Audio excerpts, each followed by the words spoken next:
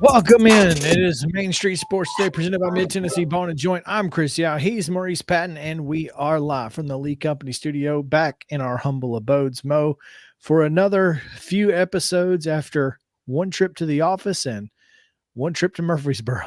Yeah, always on the move, check in if for no other reason to see where we are. Where we may be. Yeah. Where in the world are Chris and Mo? Chris and Mo. Yeah, that makes sense actually. Yeah, that is a good plan. Just you find us maybe if you're lucky. Yeah, it's been a heck of a couple of weeks, man, and we went from snow and ice to flooding. Yeah, literally. It's crazy what all is going on, and so we continue to, I guess, find the best way to bring you the most timely and comprehensive sports and news discussions on Main Street Sports today. It's what we do. It is, in fact, big day in Titans country as I'm wearing the Titans hat. They have introduced to the Nashville world Brian Callahan is the new head football coach, and he's had a press conference. I don't know. It may still be going on. I haven't seen, but hopefully it wraps up within the next hour. Yeah, let's hope. We'll talk a lot more about it tomorrow on the show with Terry McCormick. Hopefully I can grab that and get some highlights from it. Mm-hmm. And kind of we'll talk a little bit about it today with Terry. Yeah, probably. We'll probably get more in depth tomorrow because we got a lot. We have a lot today. We've got baseball with John Perrotto. He'll talk a little bit about the Hall of Fame selections and maybe future Hall of Fame ballots, which are loaded. And so I'm curious his thoughts on what that looks like. Also, we've got Coach's Corner with Jason TIGERT, the head boys basketball coach at Franklin High School, and they are rolling right now. They are rolling. Had a big win last night, and they are rolling in a loaded district. 3 teams out of that district are ranked in this week's Associated Press Class 4A Top 10. And we'll talk about all of those. Mm-hmm. So we'll get to that. We've got a Throwback Thursday. We'll take you back to Grant McCauley from last Monday and just kind of rehash what he had to say about the Atlanta Braves. And there's some Braves news today. Yeah. With Jim Powell. Not on the field, but there's definitely some news. So there's a lot to talk about today. We might as well, we need to probably get into it because we have got a ton of stuff. So let's go ahead, get you yesterday's results and today's schedule on the rundown. This is the rundown. High school girls basketball scores from Wednesday night. Cookeville defeated Laverne 66-17. Brentwood with a 63-51 win over Independence. Lebanon down Smyrna 69-26. It was Page 63, Centennial 24. Ravenwood with a 52-51 win over Franklin. Greenbrier defeated Station Camp 59-49. And it was Summit 41, Nolensville 38. On the boys' side, Cookeville down Laverne 79-68. Brentwood 62, Independence 43. Lebanon 68-55 winners over Smyrna. Mount Juliet falls to Beach 52-45. Centennial with a 56-34 win over Page. Franklin again downs Ravenwood 51-49. And Station Camp was a 55-48 winner over Greenbrier, while Summit down Nolensville 59-52. In college basketball, men's side, big win for MTSU. Nick McDevitt gets his first Conference USA win of the year for the Blue Raiders as they defeat Jacksonville State 75-67. And Mo and I were on hand for that, along with Joe Sullivan. Women's side, down in Jacksonville, Middle's women take it to the Lady Gamecocks 67-45, the final there. Today's schedule at the high school level. These are double headers set to start at 6 o'clock with one exception, apparently. Girls first. Brentwood Academy is at Ensworth. That's a 5 o'clock tip. At 6 o'clock, Green Hill is at Beach. Oakland goes to Blackman. Culleoka hosts Richland. Clarksville Academy travels to Ezel Harding. Clarksville Northeast goes north of the border, taking on Fort Campbell, Kentucky. Good Pasture hosting Davidson Academy. Santa Fe goes to Hampshire. McGavock is at Overton. Pleasant View Christian is at Lancaster Christian. Lawrence County hosts Tullahoma. Father Ryan travels to Lipscomb Academy. Loretto taking on visiting Mount Pleasant. Friendship Christian is at Nashville Christian. Harpeth Hall is at Pope Prep. That is a girls only game. Middle Tennessee Christian goes to Providence Christian. West Creek is at Rossview. Stewart's Creek hosting Laverne. Merrill Hyde is at White House. And Franklin Classical is at Zion Christian. Girls only, including that Harpeth Hall Pope Prep game. Also at 6, Christ Presbyterian is at St. Cecilia. On the boys' side, Columbia Academy is at Webb Bell Buckle. That's a 6 o'clock boys only tip as well. Women's basketball tonight, Fisk goes to Wiley. That's a 5 o'clock tip, as well as Austin P at Stetson and Lipscomb at Florida Gulf Coast at 5:30. UT Southern takes on Middle Georgia State down in Pulaski. On the men's side, that UT Southern double header with the men to follow the women there. Austin P is at Stetson. I don't think that's accurate. No, I don't either. Stetson women are at Austin P. Austin P's men are at Stetson. That's correct. And similarly, Florida Gulf Coast women are at Lipscomb. Correct.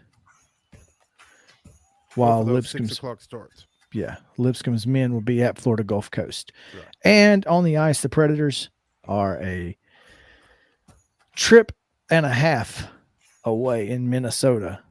It's 7 o'clock puck drop on Bally Sports South, and that is your rundown.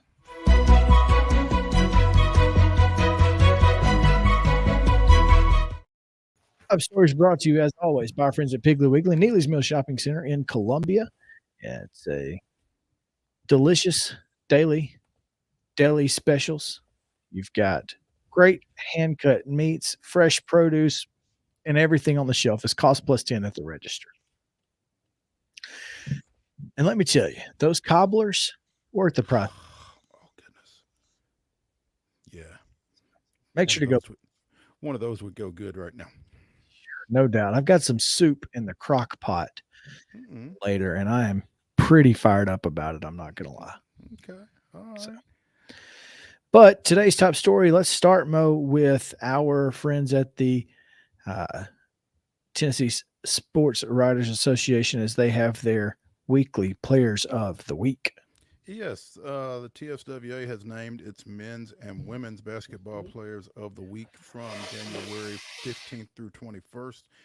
And one of them is, well, they're both familiar names for different reasons. King freshman Mikhail Pocknett had a double-double last week, scored 27 points with 11 rebounds against Barton.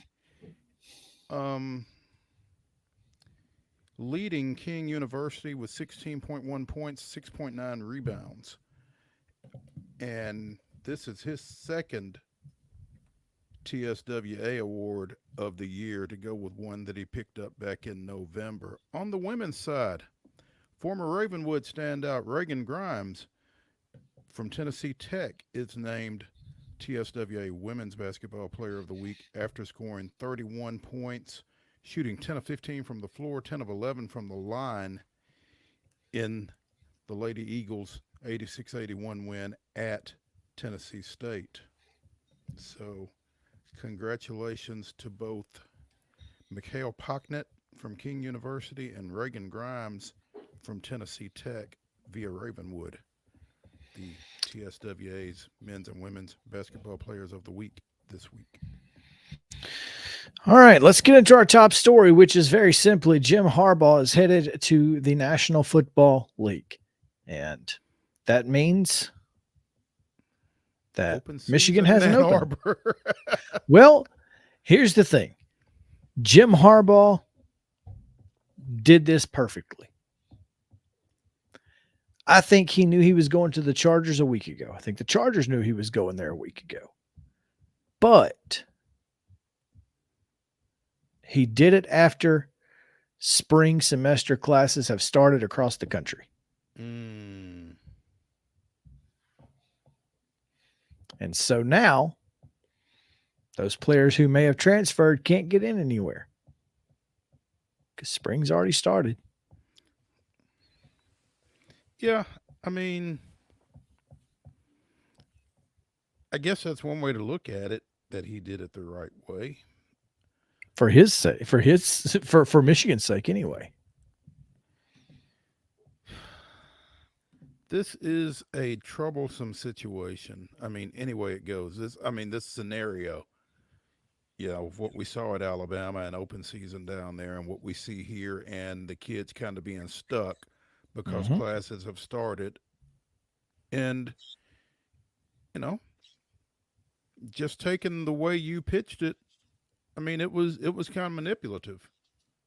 Absolutely it was. The kids are put in a spot where they can't leave. Pretty much. That's a problem. But as you saw with, but I mean, the exodus at Alabama is also a problem, especially with Ohio State sitting there with an open checkbook, apparently. Yeah, no doubt. And that's a problem as well. I think so too. But I think and I don't know how you fix this. Yeah.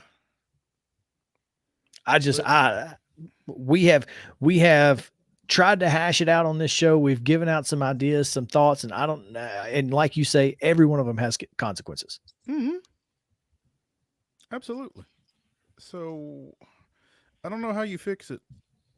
I don't know if you fix it. I think there are some players on that roster that a school might make an exception for if necessary. I would imagine. I would definitely imagine. But, Harbaugh to the Chargers. How long have we been saying that? A month. I mean, it's arguably the best job. He's arguably the best candidate. I would agree with that. And I think he's the best candidate for that job on top of everything else. But I think to me, Jim Harbaugh was the best NFL coaching candidate available. Yeah. He's the only one sans Bill Belichick. And if you take away Tom Brady, then he's the only one who's been to a Super Bowl. Speaking of Super Bowls. When are we going to see that Harbaugh? When we're going to see that Harbaugh Super Bowl? Never mind the Baltimore and the Chargers are in the same conference. And never mind that we did see it 10 years ago. Yeah, where you been, bro? It's been a decade since we've seen it. I don't know what you're. Sorry, buddy. I don't know who made that tweet, but that's a tough look. What? Yeah, it's. Is there still time to delete it? I don't think so. I think the best time would have been then. Now would be the second best.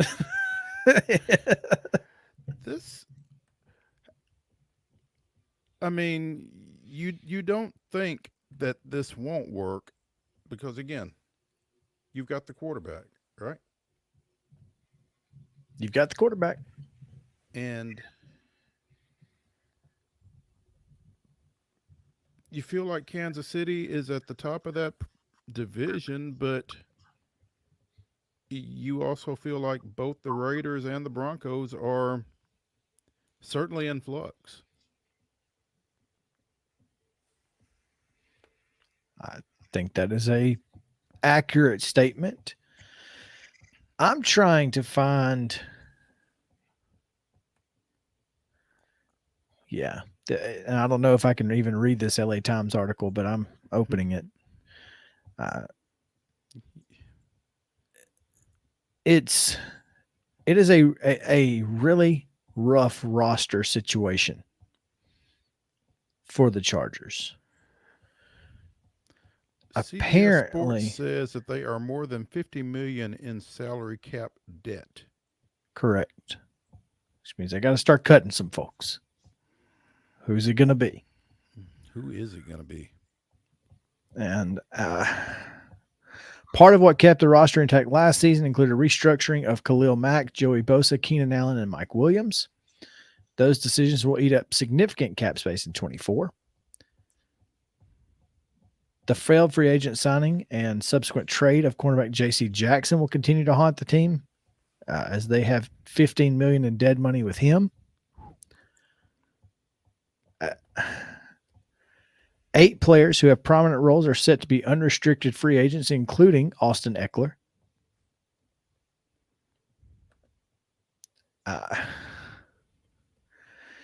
Telling you, man, this is tough. This is the whole reason why I didn't think the Chargers job was the best job. This is why. Because I think you are in an impossible roster situation, no matter who your coach is. You're in salary cap hell, huh? You are in salary cap hell. We've been there. We've seen it. And they do have the number 5 pick.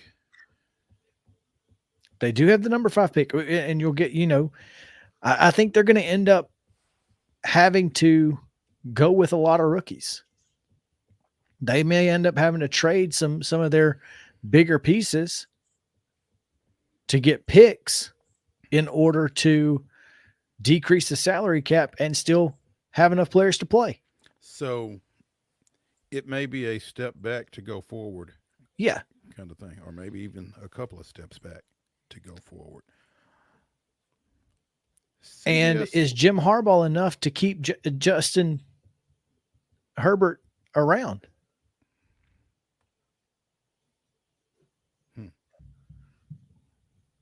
I don't know what Herbert's contract situation is. He's still in his rookie deal, though, right? I mean, he was only drafted, what? This was his 3rd year, wasn't it? Yeah, he was drafted in 2020. So he's still in his rookie contract, which means in 2 years. So 2021, 22, 23. So he just finished his 4th year. So this is his last year? You would think. Yeah. Yeah. Okay. That could be a problem. Because maybe you don't have the quarterback. Yeah. But I would think if you are the coach and you are taking that job under the pretense, under the presumption that you do have the quarterback, those conversations have been had, haven't they? One would think. So trying to find, I don't see his contract information on his Pro Football Reference. So, I mean, I don't know what it is, but I do think that's got to have been something that was brought up with Justin Herbert before. Yeah, has to going out and getting Jim Harbaugh, because Jim Harbaugh had to ask the question. Yeah. So yeah, and you had to have. I think this is a really right, and so I hope that this situation is enough to keep him. If you're the Chargers, it's got to be. And for the Chargers franchise, again, like you said, you've got the Chiefs who are consistently winning this division. It's not like you can just go out there and ho-hum it to a division title like you can in the South, both NFC and AFC. Right. You can kind of luck your way into a title down here. You can't do that out there. No, you cannot.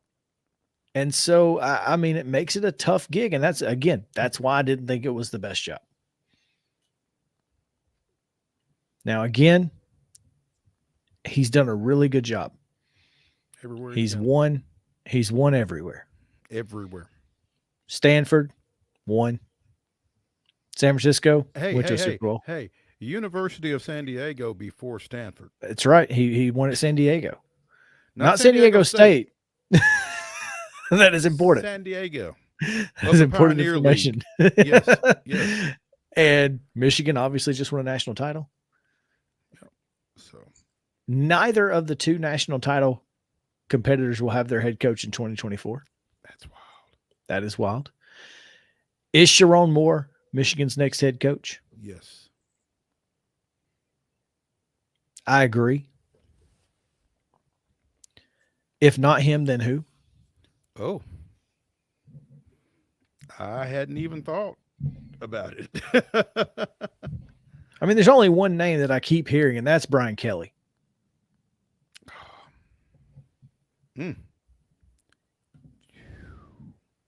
That would set some folks off. But here's the thing.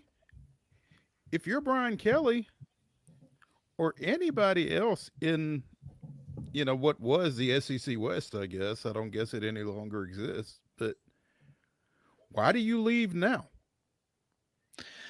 I think Brian Kelly is a interesting situation because obviously going back to what he knows is probably a little safer.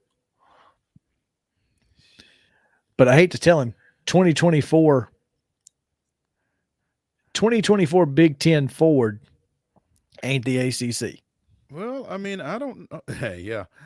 I don't know that 2024 Michigan is any safer than 2024 LSU. Probably not, but again, he would go back where he knows. He understands recruiting for that area. He understands. You don't think he knows? I don't think he can recruit the South as well as he expected. Here's the thing, though, and we've said this on this show on numerous occasions. Family.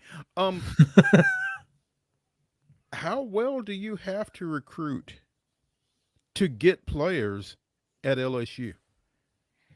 And who in Louisiana doesn't grow up wanting to go to LSU? And yet, I'm just saying, I don't think it's going to matter. I think Sharon Moore is the candidate. I think Sharon Moore gets the job. I think it saves them when portal season does roll around again. I think that continuity. I think he won 4 ball games last year, including a win over Ohio State. So Ryan Day said thanks. I'm just saying. I think Sharon Moore has to be the guy. Anyway, that's your top story, brought to you by Piggly Wiggly, Neely's Mill Shopping Center in Columbia. Again, delicious deli specials, of course, every day, and the fresh hand-cut meats, great produce, all cost plus 10 at the register. Mo, let's take a break. We've got Coach's Corner on the other side of it. Jason TIGERT joins us, so stick around on Main Street Sports Today, presented by Mid-Tennessee Bone and Joint. Back in a moment.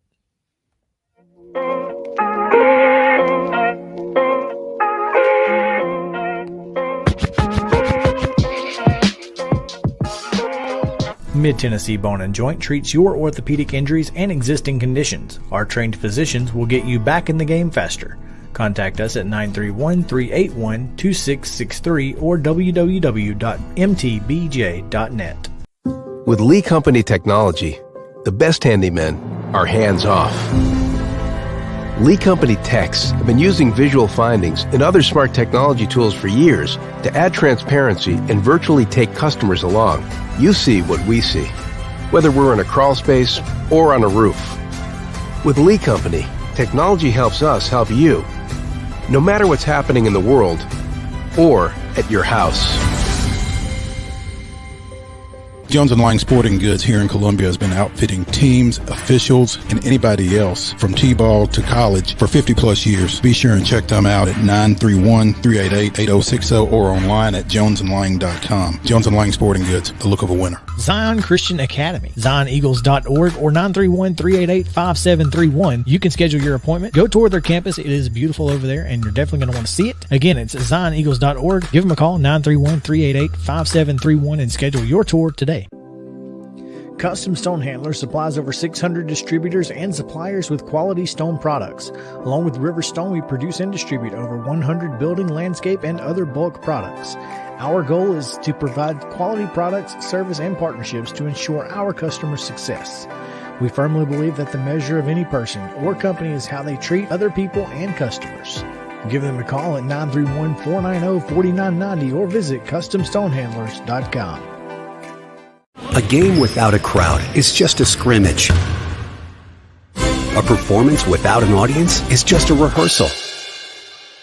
Without your presence, high school sports and the performing arts aren't possible. Ensure that these essential extracurricular activities continue to enrich the lives of students in Tennessee. Purchase a ticket to your local high school's game or performance. This message presented by the TSSAA. Mid-Tennessee Bone & Joint has been the official sports medicine provider for Maury County Schools for more than 40 years. We specialize in orthopedic service, and our Ortho Quick Walk-In Clinic lets you bypass the ER. Visit us online at www.mtbj.net.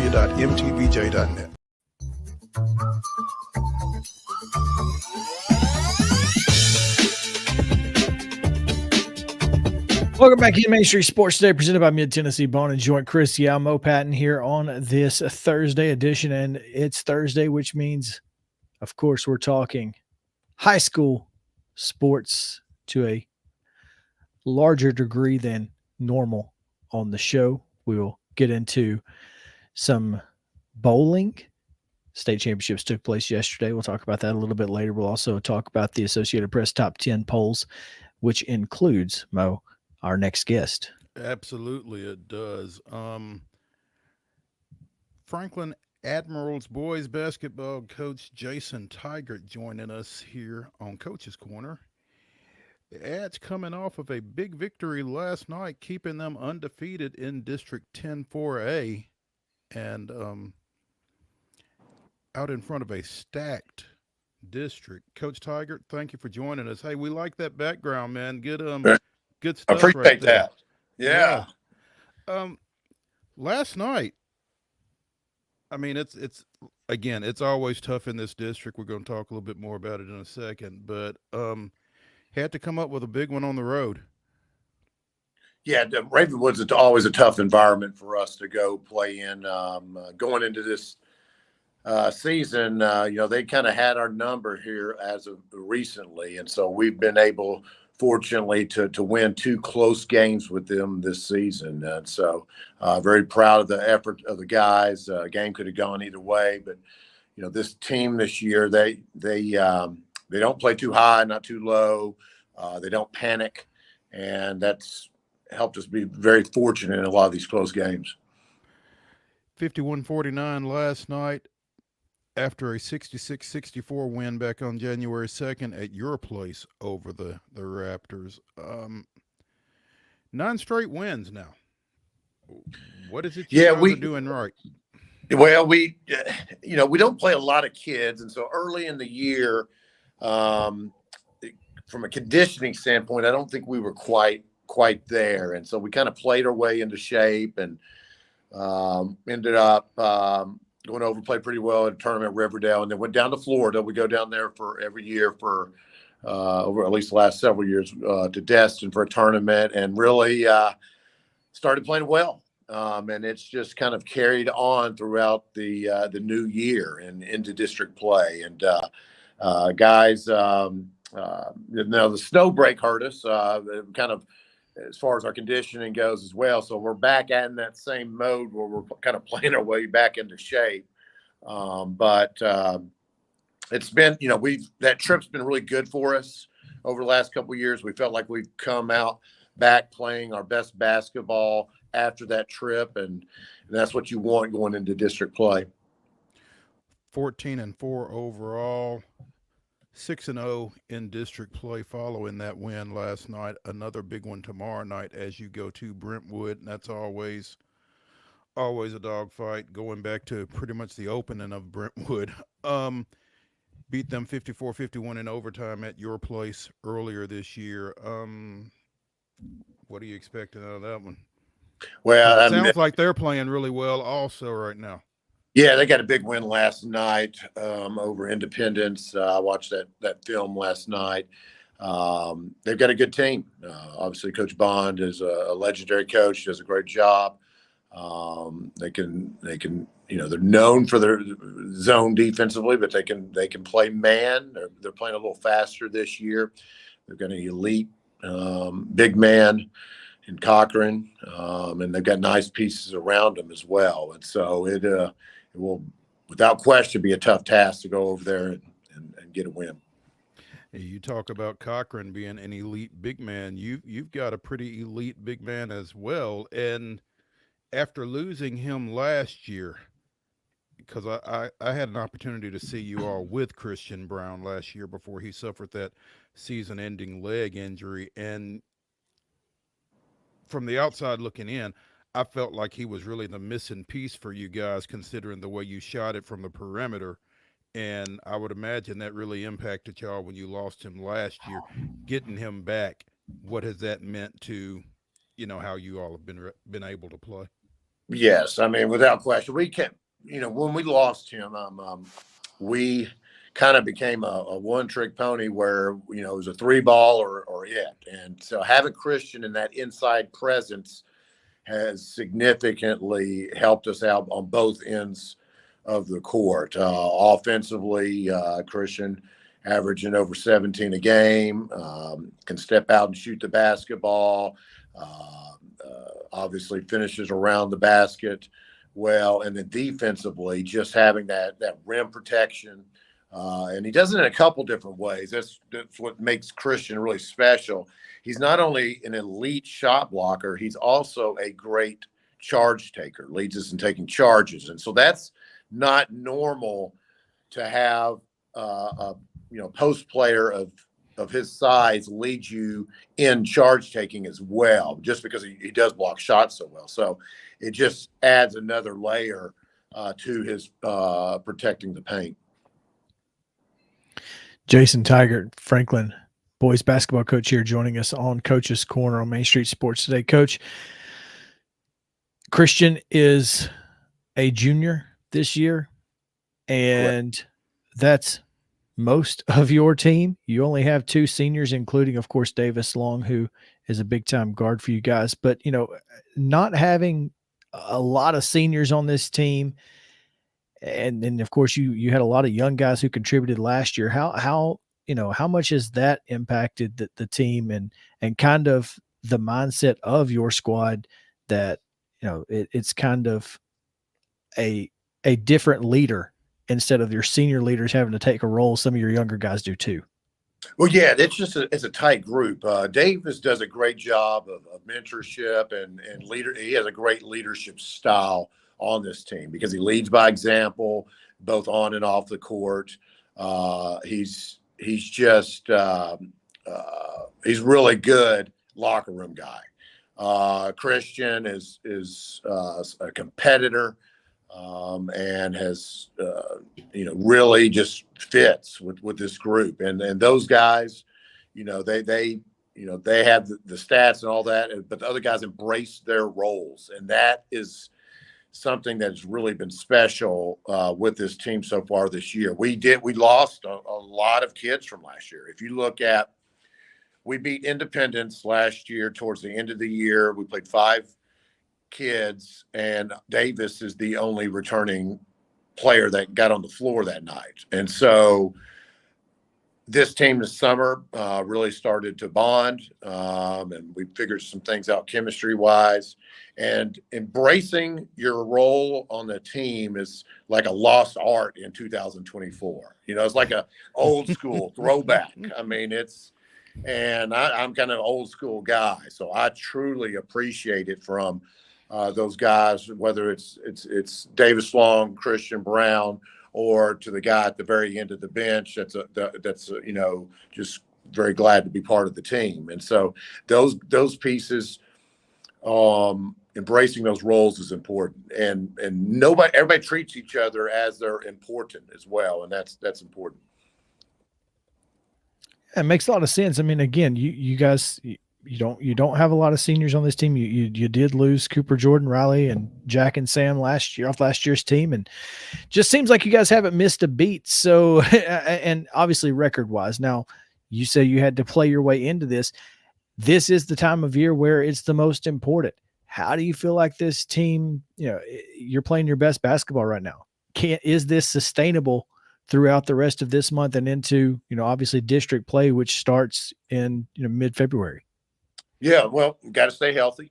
We've got to be, somehow keep our legs. We got a lot of games here coming up with the snow kind of backed us up. We got, I think, 3 consecutive weeks where we got 3 games. So, we found a good routine that's working for us we're not as much live action in practice this year, more fine tuning and using film as our way to prepare defensively instead of repping it in live action. That mostly because we are playing, most of the minutes are going to 5 guys. So a lot of more film, a lot more just shooting and trying to stay sharp and being conscious that, this is a marathon and not, a sprint. And so that's just been our approach. And like, we've literally had the same practice going on for weeks now. I mean, it's just like routine, and we're not today. We'll do the same exact thing. And so that's something that's also unique to have a team that doesn't get bored with it or just go through the motions.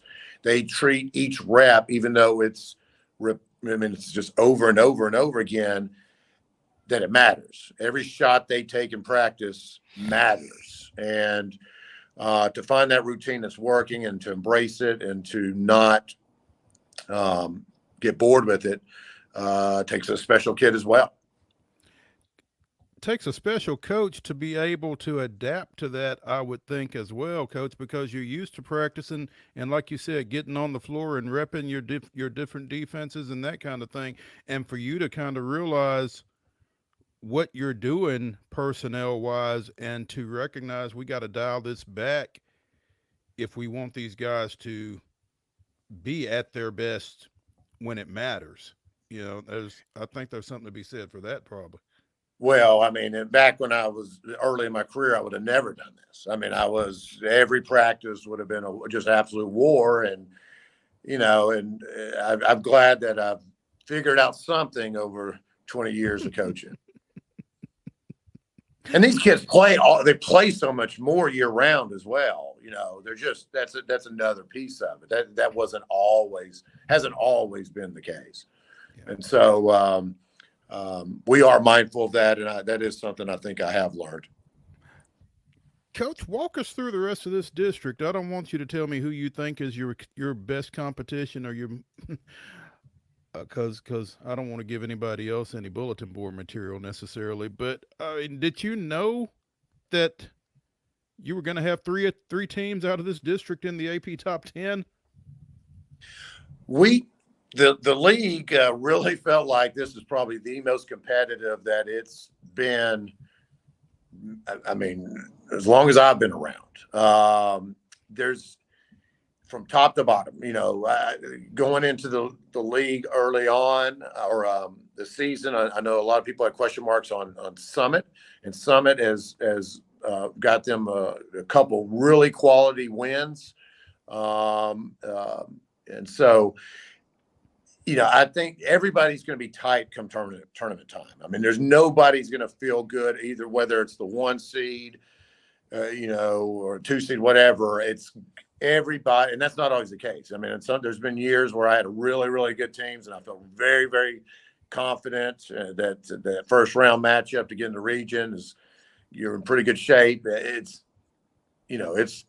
tough, and so anybody can beat anybody on any night in this league, and it's already proven to be the case. Mm-hmm. And so it's been awesome. I think I'm so glad that we have the 8 teams together. The atmospheres have been phenomenal.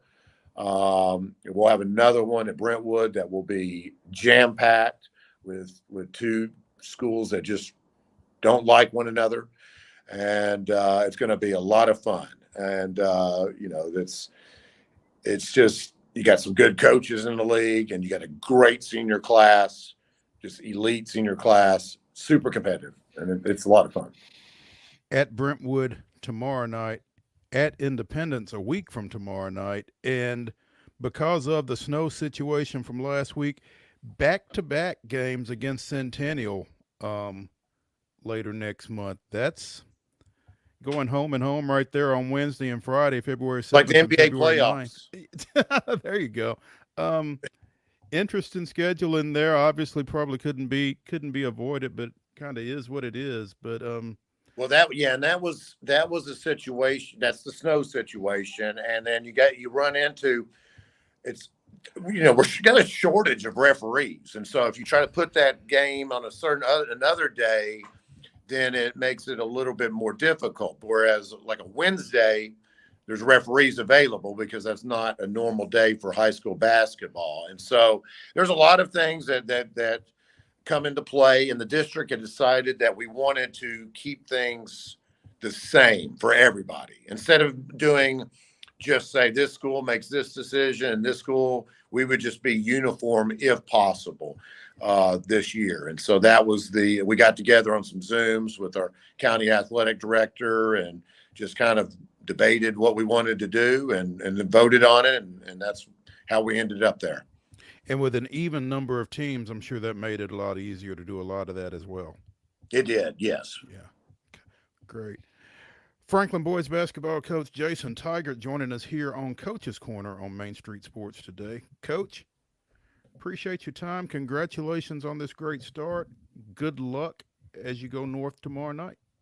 All right. Thank you so much for having me. Appreciate it. All right.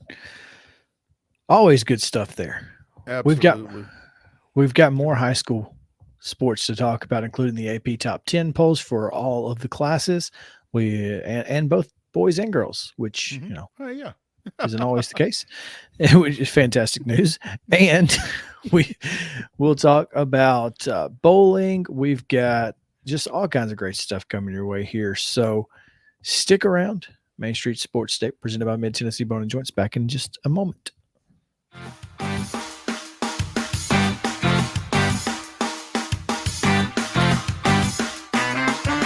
Mid-Tennessee Bone and Joint treats your orthopedic injuries and existing conditions. Our trained physicians will get you back in the game faster.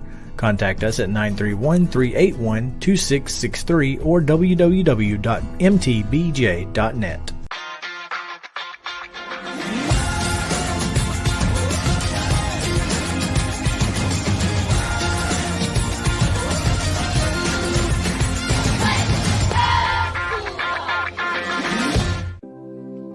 Custom Stone Handlers supplies over 600 distributors and suppliers with quality stone products. Along with River Stone, we produce and distribute over 100 building, landscape, and other bulk products. Our goal is to provide quality products, service, and partnerships to ensure our customers' success. We firmly believe that the measure of any person or company is how they treat other people and customers. Give them a call at 931-490-4990 or visit CustomStonehandlers.com. A game without a crowd is just a scrimmage. A performance without an audience is just a rehearsal. Without your presence, high school sports and the performing arts aren't possible. Ensure that these essential extracurricular activities continue to enrich the lives of students in Tennessee. Purchase a ticket to your local high school's game or performance. This message presented by the TSSAA.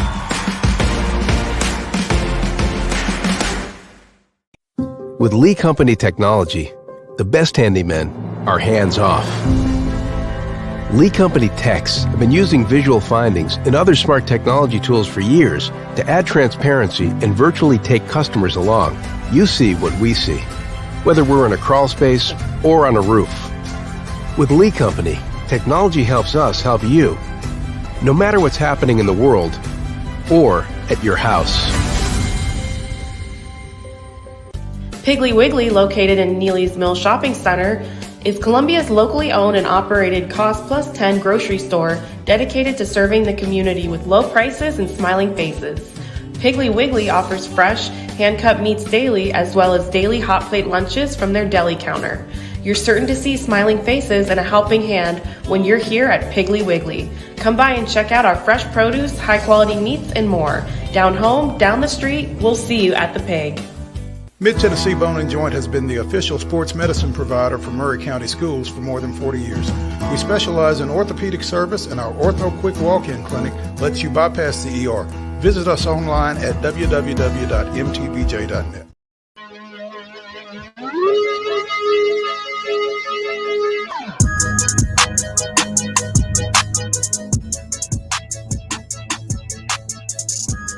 Welcome back. It is Main Street Sports Today, presented by Mid-Tennessee Bone and Joint from the Lee Company Studios with the S again, but Plural. Chris Yamo Patton here with you, and it's time now to talk a little bit of high school sports. Anytime we have a state champion in our immediate coverage area here in the southern middle portion of the Main Street Preps footprint, that usually takes precedent over anything else we talk about in the high school ranks. So let's go ahead and get it out of the way. Talk a little bit about all of these state champions, at least the ones from Middle Tennessee. Yeah, Alex Davis of Columbia Central, junior over there, after placing 5th in the Division I boys bowling tournament a year ago, won the whole dang thing yesterday. Pretty exciting championship match with he and Stewart's Creek freshman Mateo Quintero. Davis won it by 4 pins. That's good. Hey, look, that is always when you can get a competitive match like that. Now, was Davis the 2 seed? No, Davis was the 1 seed. So he was sitting there in the ladder match. The top 6 semifinalists advanced to ladder. It's 6 versus 5 versus 4 versus 3. That's why they call it ladder. You're working your way up.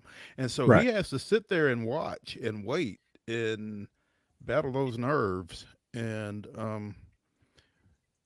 clearly he was ready when it was time. So opened up with 4 straight strikes and again went on to win 226 to 222, becoming Columbia Central's 5th individual bowling champion, their first since 2016. So big win for him. And again, won by 4 pins. That was the closest of the 4 individual championship matches yesterday.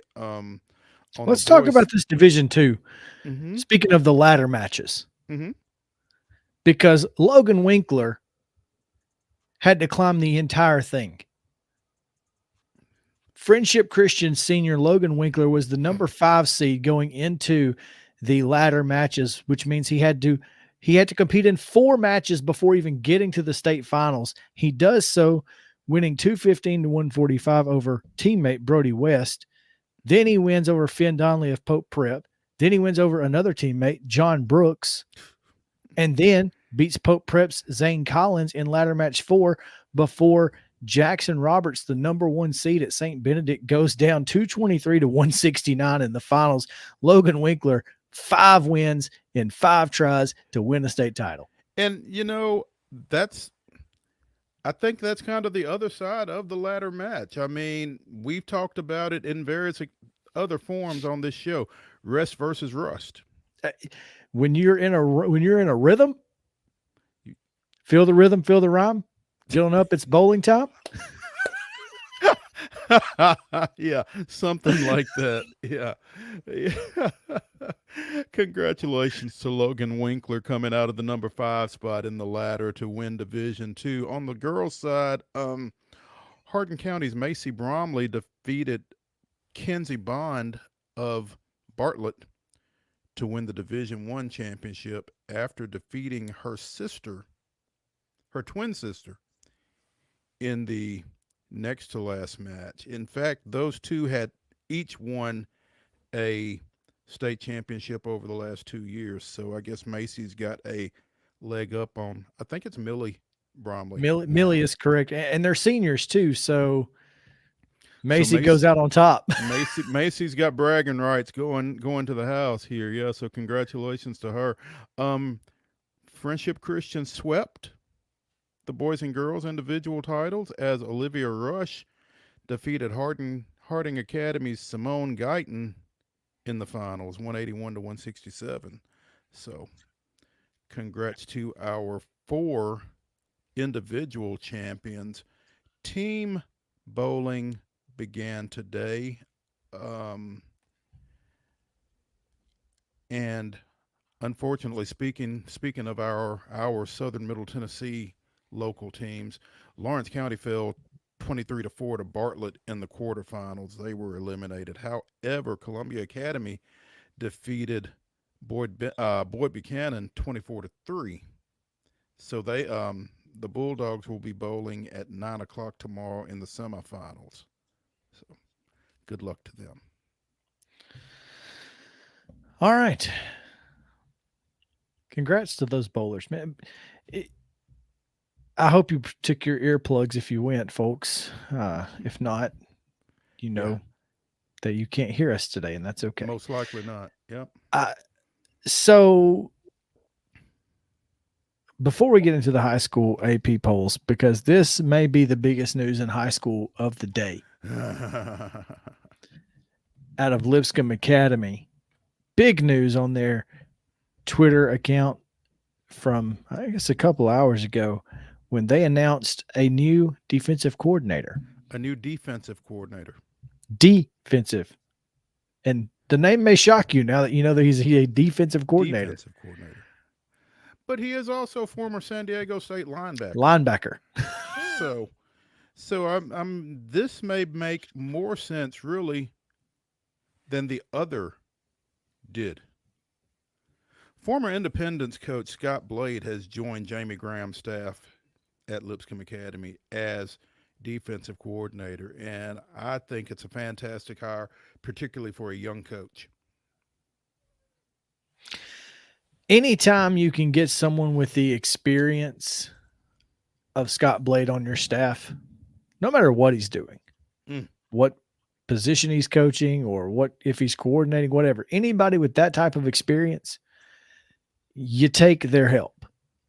And clearly Scott Blade was one of the premier coaches in Middle Tennessee during his time at Independence and in East Tennessee during his time at Oak Ridge. I mean, and at Hillsboro before that. And so, I mean, this is a guy who's done it well everywhere he's been, and he knows how to get the most out of his players.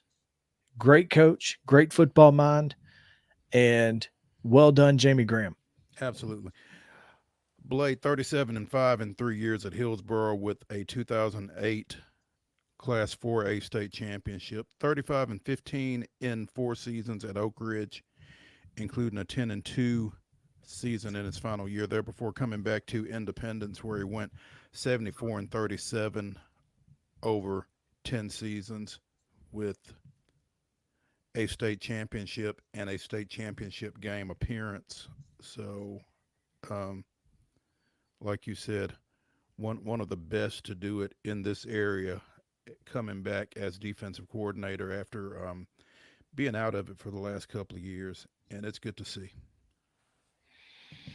Yeah, no doubt. So congrats to Scott Blade. Congrats to Lipscomb Academy. They're getting a couple good ones over there to this point, and I'm sure Jamie Graham's staff is going to be very, very, very good in the end. Yeah. All right, let's get into these AP polls. We got a few minutes here, and we can start in Division I Class 4A, where 4 teams received first place votes. It's kind of all over the place, isn't it? It is kind of all over the place. One of those 4 teams we talked about a little bit in our last segment, Ravenwood, is ranked 3rd and just took it on the chin against Franklin last night, 51-49. But again, one of 3 teams from District 10-4A that are ranked, along with number 6 Independence and number 9 Franklin. I imagine those may shift slightly next week. No doubt. But, Siegel hopping in at number 5 too over in the Murfreesboro area. Cookeville was one of the other teams receiving first place votes. The Cavaliers got 1. Bartlett and Cordova are 1 and 2 out of the Memphis area, followed by Ravenwood, Cookeville, Siegel, Independence, Powell, Bearden, Franklin, and Ray County. So, Class 3A, really it appears that there are the haves and have-nots almost, because the point totals are obvious. It's obvious where the cream of the crop has risen to, and that is, the tops of this class with Fulton at the top, Fayette Ware, Dyer County, and then Lawrence County at 4. Yeah, Lawrence County at 4. But as you mentioned, Upperman at number 5, they received their first place vote. Mm-hmm. And then you're followed by Munford, Bolivar, Unicoi County, Ridgeway, and Chester County closing out the top 10 in 3A. State tournament appearance from Power Center Academy last year, they also received votes.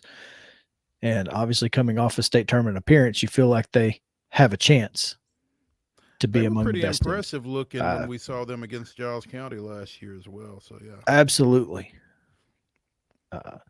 In Class 2A, undefeated Douglas.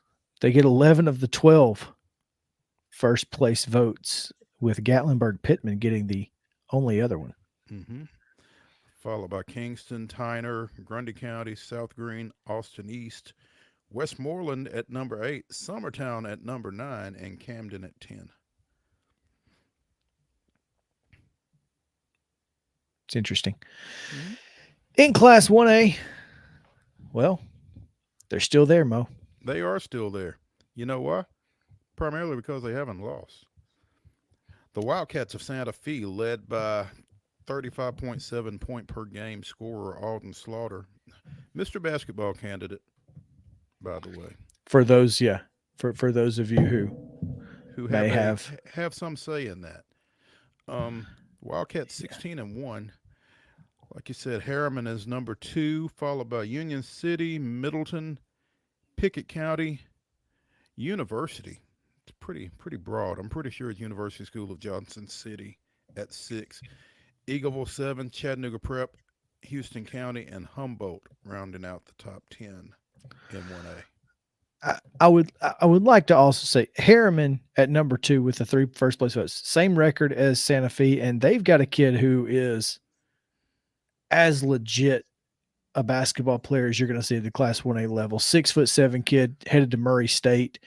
I don't know his name because the person who sent me his highlight tape just said that he's legit D1. And I watched the highlight tape, and he's legit D1. Yeah, there you go. So, well, the guy, I would never question the person who sent it to me when talking about talent. Just put it that way. Okay. Division 2, go ahead. D2 2A, Pope Prep out in front with 9 first place votes, 22-3 as of this vote. Briarcrest is 2, McCauley's 3, Brentwood Academy is 4, and Baylor is 5.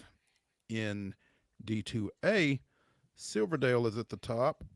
First Assembly Christian out of the Memphis area is number 2, followed by Battleground Academy, Good Pasture, and Providence Christian.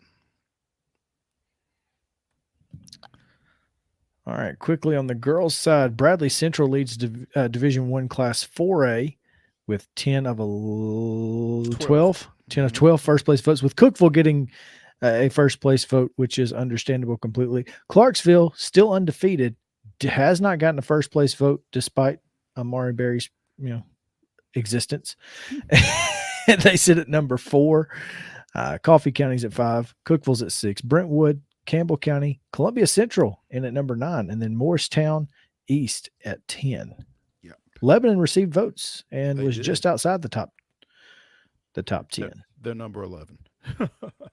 In Class 3A, you've got White County and Upperman tied at the top of the poll. White County with 4 first place votes, Upperman with 8. I feel like that would be a tiebreaker. One would think. Maryville Heritage is 3, Dyersburg is 4, David Crockett 5. Chester County, Northview, Signal Mountain, Clinton, and Cumberland County round out the 3A top 10. 3A around here is almost non-existent.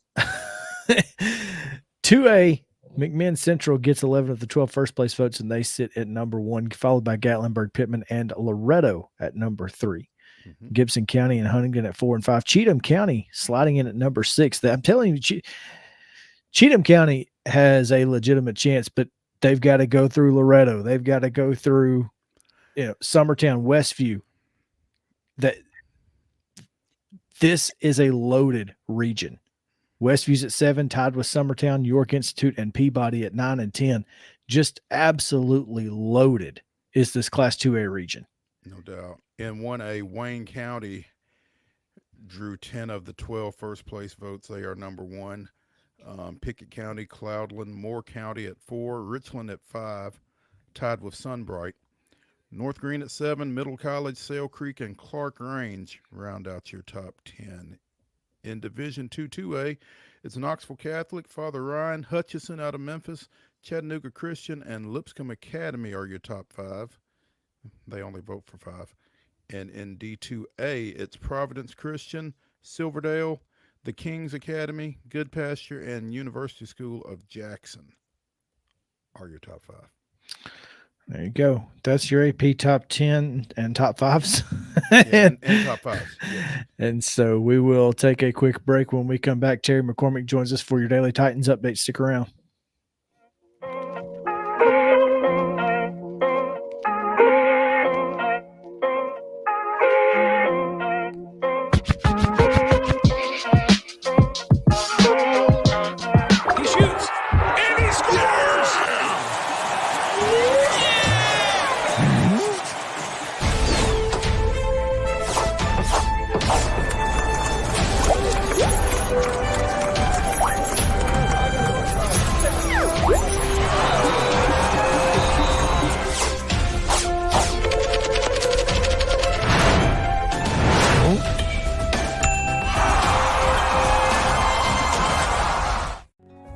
Since 1975, Mid-Tennessee Bone and Joint Clinic has treated the orthopedic needs of Middle Tennessee residents.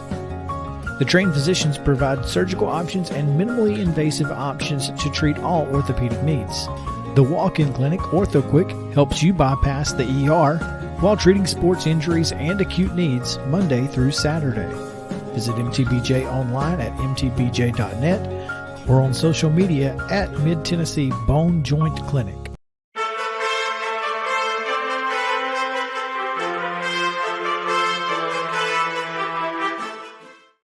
It's time for the Daily Titans update with Terry McCormick. Terry, what's up, man? Doing well. Brian Callahan had his first press conference as the Titans' new head coach, and I think it kind of went about as people would have expected.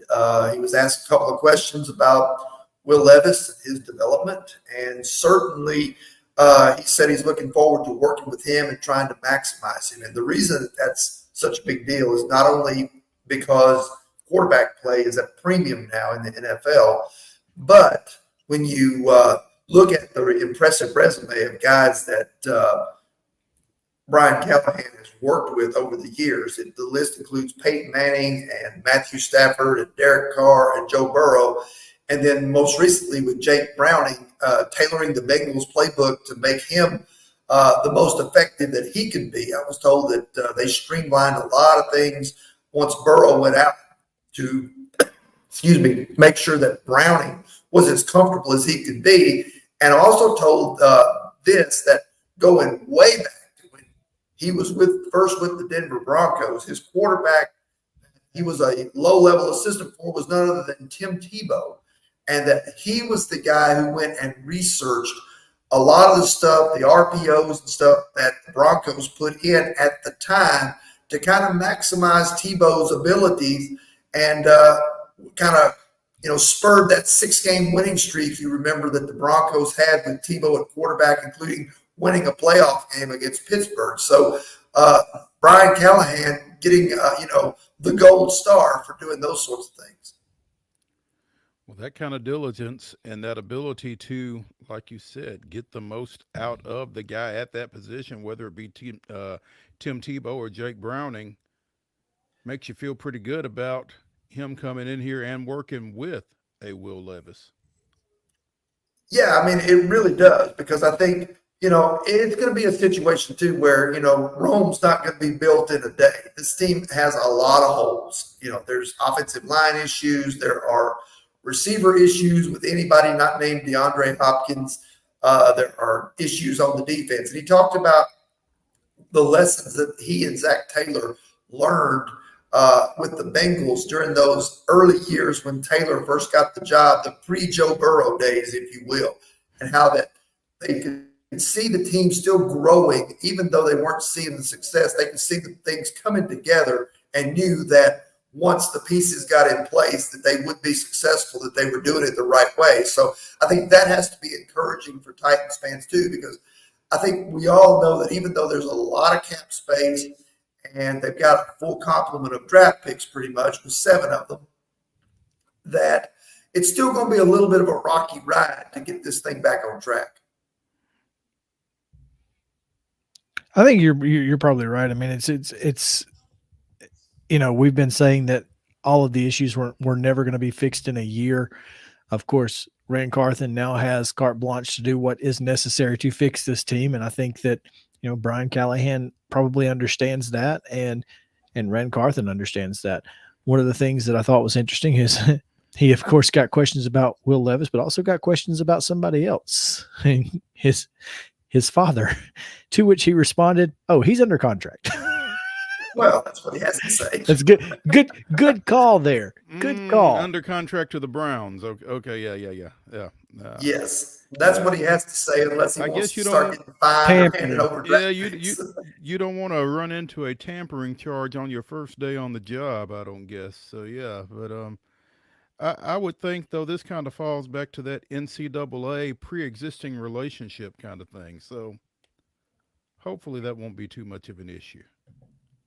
Yeah, I mean, I think it would be really good, not only from a sentimental standpoint, if you're into that sort of thing, but from a coaching standpoint. Bill Callahan's one of the best offensive line coaches in the NFL. So if the Titans were able to go that route, it certainly could not hurt their fortunes in terms of how bad it's been on the offensive line. I'm not ready to say he's going to turn, some of the guys they have into Pro Bowlers, but he can at least identify guys who have some talent that can come in and be plugged in and get the most out of them. Terry, what was the one thing Brian Callahan said that jumped out at you that maybe wasn't necessarily quarterback related? Well, I think the fact that he said that he and, Rand Carthon hit it off, from the get-go. I think that he said from the first Zoom interview, he felt like that this was where he wanted to be. And I think, I don't think that was just lip service. I think that was genuine coming from him, because you saw that he kind of got emotional and choked up about his time in Cincinnati with Zach Taylor and the people there in the Bengals organization. He said he wants to replicate that type of success, that type of atmosphere here. And I think when you look at where this team has been and the approach that this team has taken pretty much for the better part of its existence, I think this is a sign. If you've got a general manager coming from the 49ers organization, you've got a head coach coming from the Cincinnati Bengals organization. So you've got 2 organizations that are more forward-thinking than the Titans have been in a lot of areas, whether that's analytics, whether that's throwing the football, offensive scheme in general. I think we're finally going to see the Titans take a big leap forward in terms of how you win football games in 2024. On a scale, we'll say 10. How confident did you feel like Brian Callahan came across today? I thought he came across as very confident in who he is and what his mission is. Now, it's going to take some time to get there. Like I said, I don't foresee a Houston Texans type turnaround where they go and win the division this year, but you never know. I mean, I think by the end of next season, I would think that you should start seeing progress on this team. Maybe sort of a Detroit Lions type of ascent, like last year when the Lions were terrible at the first half of the year, but by the end of the year, they were playing pretty decent football. If you can get somewhere in that lane and get this team back to 7, 8, 9 wins next year, I think that would be a major upgrade.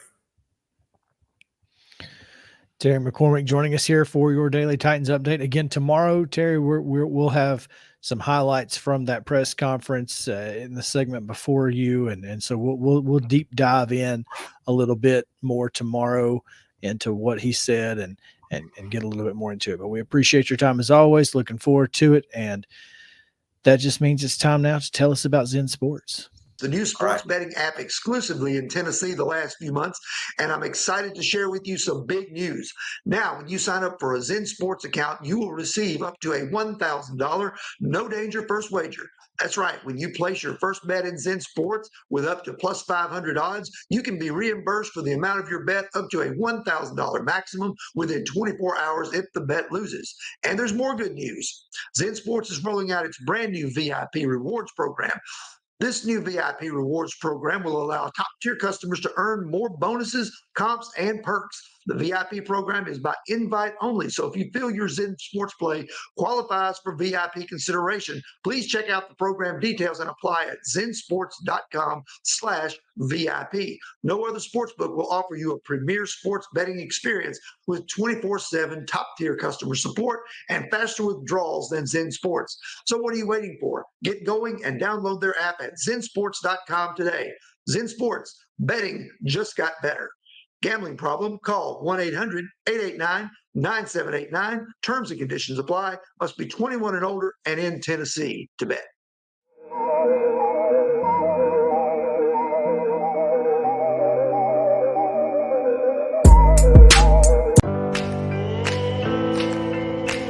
Smiles. These are the healthy smiles of real Delta Dental members. Folks with access to the nation's largest network of dentists and low-deductible plans with 100% preventive care coverage, all backed by over 65 years of expertise.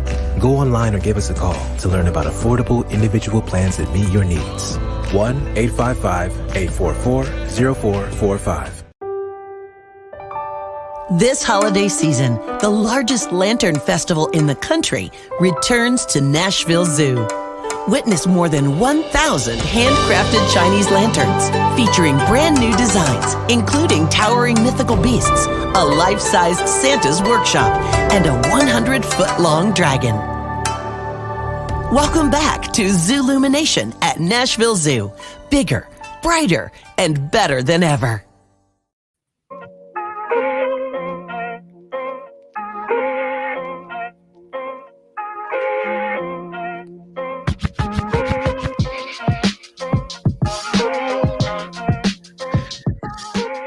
Welcome back in Main Street Sports Today, presented by Mid-Tennessee Bone and Joint, Chris Yalmo Patton, and we are scheduled to be joined by John PERROTTO, and if we get him, we'll bring him in. If we don't, that's okay. We've got plenty to talk about, including a little Braves chatter here. Yeah. Go ahead. Interesting departure from the Atlanta Braves organization today as Jim Powell said goodbye. The former full-time play-by-play voice of the Braves radio network has obviously been part-time or has filled in when necessary for Ben Ingram. Jim says that he will be taking a step either in baseball or out of baseball, but he's not done. So, boy, you know, I can't tell you, you know, Jim Powell, last time he wasn't on a Braves broadcast. And, you know, as they say here on batterypower.com, it sounds as if more than likely it wasn't his call. I don't know if it was or wasn't, but he obviously wasn't going to be the full-time guy. They liked Ben, and Ben's the guy. Mm-hmm. Yeah, I don't know. As you said, I'm not sure what his workload was last year relative to Ben Ingram. We heard a lot of Ben last year, and not that that's a bad thing by any stretch, but you know, certainly we've been used to Jim Powell in that booth as well for quite a while. 15 Yeah, I mean, years, Ben and Joe took over full time in 21. So, I mean, it's been a couple of years since he's been the full-time guy, Mhm. but he's always been kind of on the broadcast. He's always, you would always hear Ben say, all right, well, Jim Powell now, and Jim would call a couple of innings or something. Even Joe calls some innings. Yeah, he did. Occasionally, which is a little interesting, but also fun. So maybe they're just streamlining it a little bit. I don't know, but I mean, he says in this letter that he's got posted on his Twitter account at Jim_Powell. It's been an honor to broadcast so many great games in my hometown. I won't speculate about why this happened. It's professional sports, and we all serve at the pleasure of our employer. Yeah, that definitely doesn't seem like it was his choice. Yeah, that doesn't sound like a guy who resigned. So, and you hate to see it, but I mean, like he said, it's professional sports, it's professional journalism, and it happens all the time. Well, and the fact is that clearly they expected and wanted Ben to be the full-time guy. Has been since 21. Don't know. I mean, I'm sure Jim had other duties as assigned, but hard to pay a play-by-play broadcaster full-time salary when he's not your full-time play-by-play guy. Yeah. So there you go. I'll tell you what, Mo, do you want to just go, since we're talking about Braves, you want to just go ahead and go to Throwback Thursday? And we could do that. Let's do that. Let's go Throwback Thursday to last Monday when we spoke with Grant McCauley on the Atlanta Braves off season and hear more from him.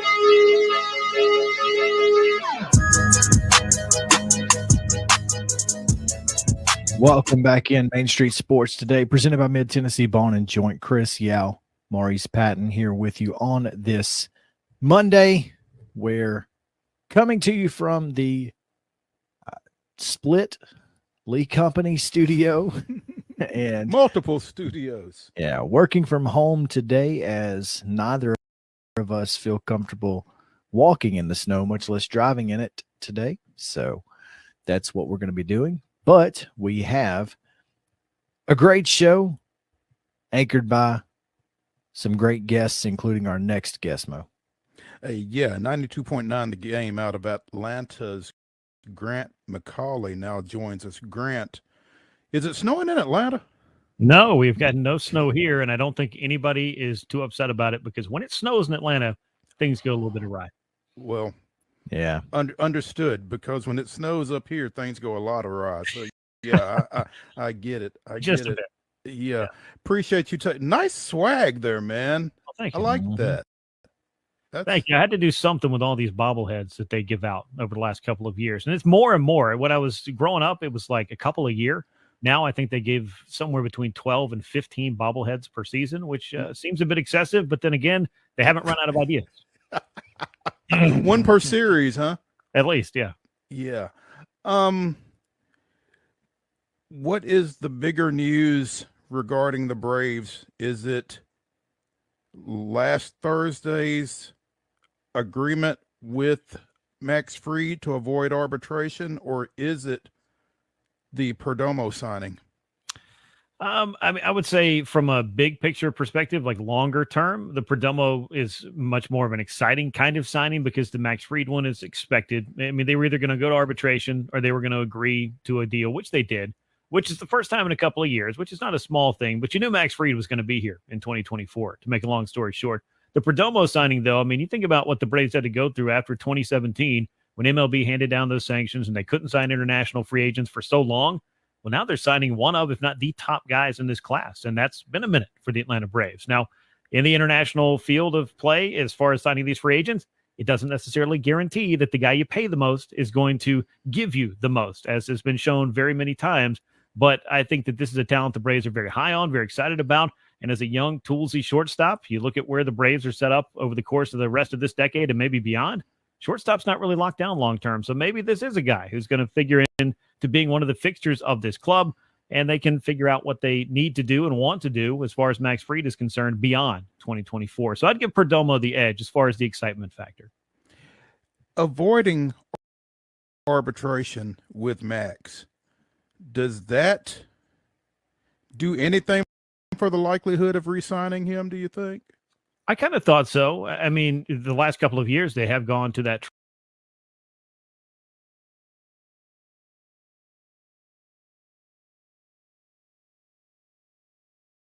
rate, or doesn't think that you're as good as maybe you think you are. Maybe that's the best way to say it. But Corbin Burns with the Milwaukee Brewers, I mean, he had harbored some serious hurt feelings over his arbitration hearing with Milwaukee. And now it seems like as he heads into his final year of control, he may be another guy that's going to be looking to go out on the free agent market and not really look at re-signing a long-term deal and not really be open to that. But I don't necessarily think that's Max Fried's case. I've talked to Max over the years, including after his arbitration hearing last year. He understands the process. He likes Atlanta. He obviously loves playing for this team. He loves the winning that they're able to do. But as you get closer to free agency, as we've seen with Freddie Freeman and Dansby Swanson, which again, these are different players, different cases, it doesn't necessarily portend well to getting that extension done, but it doesn't rule it out entirely. So I did feel like, to kind of answer your question in the longest form possible, that avoiding the arbitration hearing does feel like a little bit of something, maybe a little bit of progress, and maybe that will be something that can spark some talks going forward. I've always just felt like, Grant, when they were handing out all of the other extensions to Acuna and Ozzie and Austin and everybody else, that when Max wasn't in it, I just felt like he wanted to get to free agency. Possibly. I mean, everybody looks at it. I think every player does realistically, in that you play 6 years under a certain team and, you know, they can trade you. They control you for that 6 years. And then you go beyond that and you get to kind of pick your contract. If you play well enough to get clubs interested, that's what free agency is all about. And, you know, getting that process to maybe have your current club involved and then find out 5 or 6 other teams would like to have you play there and get the big money, that is going to be appealing to any player. But when I looked at all those extensions, only one of them has been handed out to a pitcher, and that was Spencer Strider, and that was in his first full year in the major league. So I feel like that's kind of the differential between a Max Fried, who's more tenured, and a younger guy like Spencer Strider, who has a totally different skill set, is obviously a very exciting pitcher and can be for a long time. Fried's just in a different place, and especially the position players that I felt like when clubs give out big money and when you think about these deals, you feel, I think, a little bit more confident, a little bit more comfortable with position players than pitchers, because you know that they're always potentially one pitch away from an injury. So I think that's why the Braves kind of stayed away from handing out a lot of pitcher extensions over the past few years. And obviously, Max has had a couple of issues injury-wise as well, so perhaps that has had the Braves shy away a little bit from an extension to Max. I'm not sure, but I do think that next year's free agent class for pitchers certainly gives the Braves some options, if not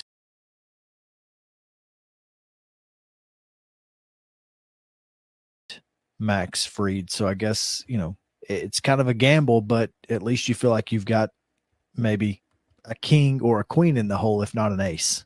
Yeah, I think so. I mean, and obviously they were linked to going after Aaron Nola if he was going to be interested in moving on from Philadelphia. I don't know that he was necessarily motivated to move on, and clearly the Phillies stepped up and took that question or that opportunity away from the Braves and every other club that would have liked to have had him. But I could still see a world in which the Braves re-sign Max Fried. But again, as you get into free agency and you look at the way the Braves have spent over the years, are they always going to be able to find a Charlie Morton or a Chris Sale more recently to patch their rotation with somebody that they believe in a lot?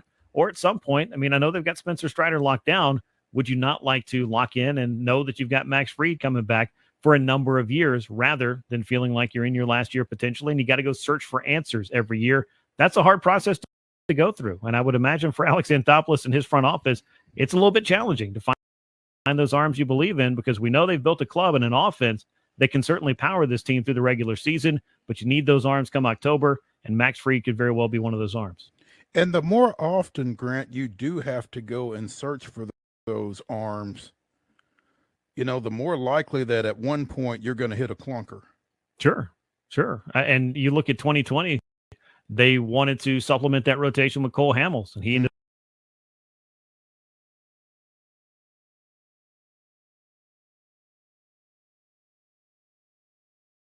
up being injured. he was hurt. I think that's a bit of a cautionary tale. Now, the flip side of that coin was Max Fried. I had a conversation with him last spring about this as well. Cole Hamels meant a lot to him because he saw a lot of what Cole Hamels had accomplished in his career was how Max was looking, what he was looking to become. And starting in 2020, he really took that big step, that next step into being one of the best left-handers in baseball. And I think Cole Hamels was a big influence for him over the course of that year. But when you think about, the possibilities, I mean, I know it's risky signing people to long-term contracts. I know it's, a risk that you take, maybe not signing someone to a long-term contract and having to search for somebody else. That's why when the question comes up, well, should the Braves trade Max Fried if they can't sign him long-term? And I say the answer to that is no, because then you got to replace him. And who are you going to replace him with? And as you just pointed out, maybe who you get in is not going to be as good as who you had. But that, of course, is the question of baseball, and it renews year after year after year. What is the best way and what is the best grouping that you can put together to make the club the best it can? And I think that's something Alex Anthopoulos and his group have been very committed to. But with Max Fried getting close to free agency, it's just going to be a different form of that question. And for Max, he's going to have that opportunity to look around and have other clubs looking at him. And what is that free agent market going to look like? As we've seen over the past few years, it can be pretty rich. And a guy like Max Fried, who's been a perennial Cy Young Award candidate, that's a guy that I think a lot of clubs are going to be looking at. Grant McCauley of 92.9 The Game joining us here on Main Street Sports today. And Grant, this is kind of, well, we're a month away now, less than a month away from pitchers and catchers, which is an exciting Couldn't time. tell it looking out our window, but no, yeah. It's not snowing in Florida. Yeah, it is not snowing in Florida, thank goodness. But when this club gets down there, there are 3, 4, 5 open spots on the 40-man. Are those spots going to be for the taking during spring training, or do the Braves have an idea of maybe going out and signing some vet guys? What's the plan? Yeah, I think that they're going to over the next few weeks, and maybe even into the early portion of spring training or the latter part when clubs have to make those cuts and maybe they don't have room for a couple of players that make sense for the Braves. They'll be able to fill that 40-man out. But it's unlike any year I've ever seen where there were at one point, I believe, 8 spots open on the 40-man after they made the trade with the White Sox to get Aaron Bummer, and they essentially loaded up everybody that they could have non-tendered or were considering not offering a contract to and sent him to the White Sox. And that was a bit of a strange, I guess, series of events there that I just had not seen before. I still think they need a right-hand hitting outfielder that would help them off the bench. They signed Luis Guillorme, who was formerly of the New York Mets, as kind of a versatile infield option. David Fletcher's not on the 40-man right now, but he was picked up from the Angels. I think he takes one of those spots. So you're probably realistically looking at maybe 3, possibly 4 spots on the 40-man that I think will be filled within that next month leading up to spring training. Gotcha.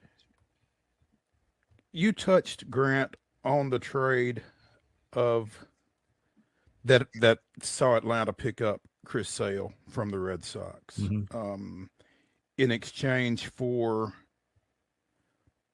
is he still a prospect, Grant Vaughn Grissom? So. I think so. He's close to graduating from it, exceeding those rookie limits, I guess. But technically, when you just turned 23 and you're still trying to find that full-time job in the majors and you have as good a year as he had in AAA last year, I would consider him a prospect, at least in spirit, if not by designation these days. But he's right on that fringe. Can you please explain something to me? Sure. Because you see a lot more Braves baseball than I do, which it's hard to believe, but you do. Why was Vaughn Grissom not the answer at shortstop? I think the biggest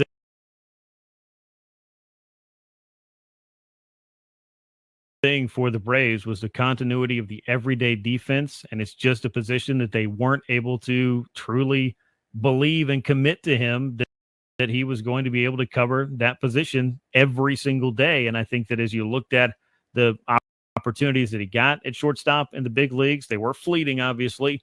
They just wanted to go with somebody who offered a bit of a more, I think, steady hand. And Orlando Arcia was the right guy at the right time and was able to step up and take that job. Now, Vaughn, I think if he could have pivoted over to second base, that might have made some sense for the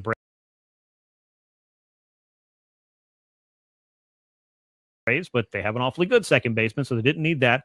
He's not going to move to third base because they have an awfully good third baseman, and I just don't think that Vaughn Grissom offers the power profile that you're looking for out of a corner outfielder. So even though the Braves talked about him going down and playing winter ball and doing those things, which I commend Vaughn Grissom for doing, obviously, because he's trying to find at bats however he can, I didn't see him being the answer in left field without the Braves turning over a lot of other stones first. And clearly Jared Kelenic changed that equation. And I think as Alex Anthopoulos talked about it with the media a couple of weeks ago upon that trade, they weren't going to get this deal done without Vaughn Grissom being included. So that just seemed to be a thing where the Braves didn't really have an opportunity to play him every day. And as a young player that could bring them something back like a Chris Sale, I think it was the right time to make that move. And hopefully Chris Sale can remain healthy. 20 starts for the first time in 5 years this past season, over 100 innings. That's things trending in the right direction. He finished the season strong. And if they get a healthy Chris Sale in that rotation, that's really what the Braves were looking for all winter. So I think a lot of different roads all kind of came together to have Vaughn Grissom be the player that went to Boston to bring Chris Sale to Atlanta. Clearly, his first major league home run made an impression on the Red Sox. I would say so. It made an impression on me. I know that. No doubt. Where, and I'm not sure that you know, where do you think he figures in Boston? Just out of curiosity. I'm kind of interested to see that, to be honest with you, because they have some young infield prospects. I think Trevor Story's been battling injury the last couple of years, but obviously we saw Xander Bogaerts go sign with the San Diego Padres. So I don't think everything's settled on their infield, and there's a little bit more opportunity at one place or another than there was for the Braves, where they really didn't seem to be much, if any, opportunity beyond shortstop. Could he play the outfield there some? I guess, but I could see him being more of like maybe a super utility guy for them that could get the occasional start at third when Rafael Devers is not in the lineup, start at short, start at second. And he's a useful player in terms of his bat-to-ball skills. So I just feel like there's more of an overall opportunity, a clearer opportunity for Vaughn Grissom up in Boston. Yeah, sometimes when you have an offense as good as the Braves have and a defense really as good as the Braves have, there are just going to be some guys, some good guys who aren't good enough. And that's a testament to what this organization has built over the last 5 years. Yeah, it definitely is. And then when you look at what they need, their list of needs was very specific and very short.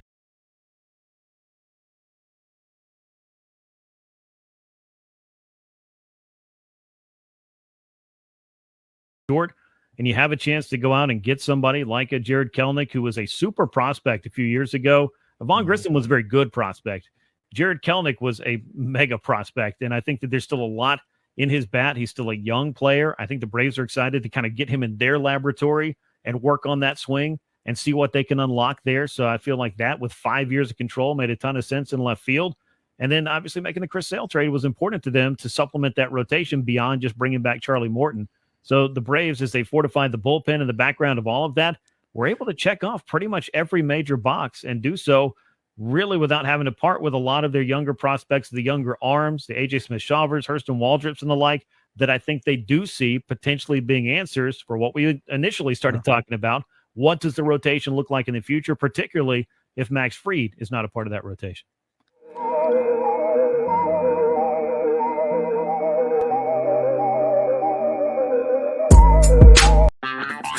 This is Chris Yao with Main Street Sports Today. Every show, Mo Patton and I welcome friends from all across the sports landscape, from high school coaches and reporters to national, college, and pro sports personalities. You never know who might stop by for a chat. She's on Thinking Out Loud, presented by Regions, and Out of Pocket with Alyssa Lang. It is, in fact, Alyssa Lang. I'm a little nervous. I'm going to lower the bar for guests now. Oh, no. Apologies in advance. It sounds like SEC Commissioner Greg Sankey. You got that radio voice. I do. It's a good sound. Thanks for radio too. As do we. And then here's the other thing. You guys, you're spot on with the name. Everybody wants to be on Main Street. Everybody wants to be on Main Street. So, and we reach every main street in Middle Tennessee, Coach. Yeah, that's it. So Perfect. When you are on Main Street and you are moving, you gotta love it. Like you're moving. I was impressed. I'm glad someone.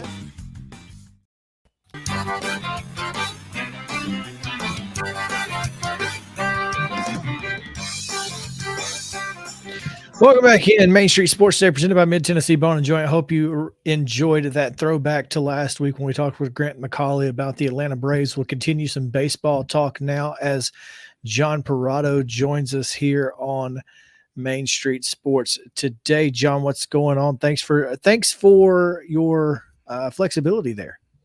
Oh, thank you. I appreciate it. I guess, as they say in the TV world, I had technical difficulties here with my internet, but hopefully it's solved and I won't disappear on you in the middle of the interview. Well, if you do, it won't be the first time, and hopefully we won't disappear on you. But John, wanted to get some thoughts from you. As we've talked on the show about the Hall of Fame class of 24 that was finalized earlier this week, Beltray, Maurer, Helton. Any thoughts about them and Jim Leland? I mean, were you surprised by any of those? Did you expect anybody else, or did you not expect any of those three? Well, I voted for all three of the players who got in: Adrian Beltray, Joe Maurer, and Todd Helton. And I've thought all along they're been Hall of Famers.